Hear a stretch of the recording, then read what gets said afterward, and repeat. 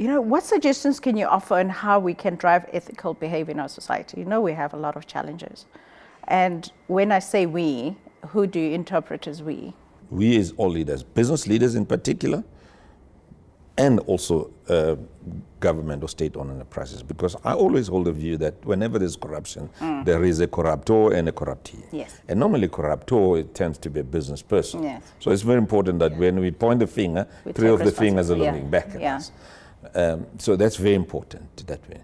So how do you do it? 3 ways. First, we need to teach it. I mean, we need to make sure that when young people join any business world in the induction courses, the issue of integrity, ethics, code of conduct is really emphasized and they're taught about that. The second one is obviously we need to role model it. Yes. Because there's one thing to tell people to do and you don't role And you model. do something different. Something different. So it's very important that we as leaders role model it in our own personal life and in how we do business and how we actually conduct ourselves. Because that says more than actually just talking about it. Thirdly, there must be consequence management if there's a violation of any ethical conduct. And you see, for many years now in South Africa, actually especially me who's dealing with young people were telling me, Mr. Radebe, you're telling us to live a life of integrity in business, but actually it doesn't pay. Crime pays. And that is a very dangerous principle to establish in our country.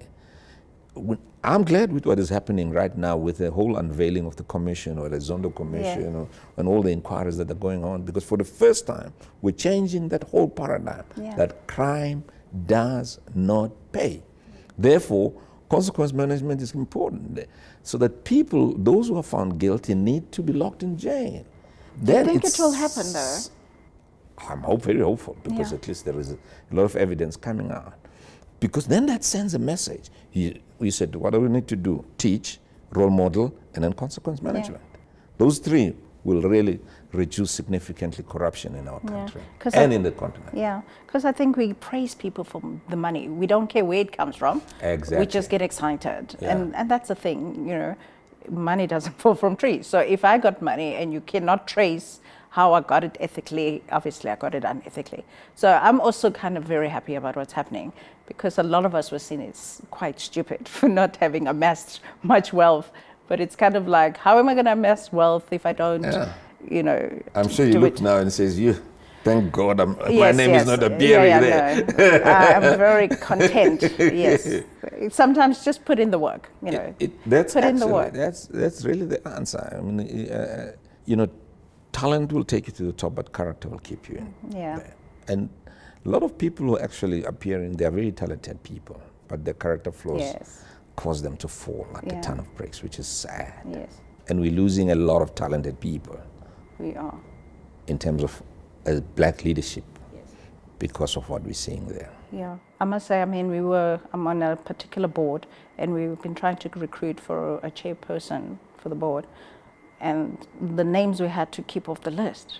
I mean, it's just crazy because our pool of experienced, it's great though that it's also giving opportunities to new talent because now you are forced to look at new people who are not known to be chairpersons, but now getting opportunity because you don't know what other names are still going to come up with the commission. So everybody's playing safe.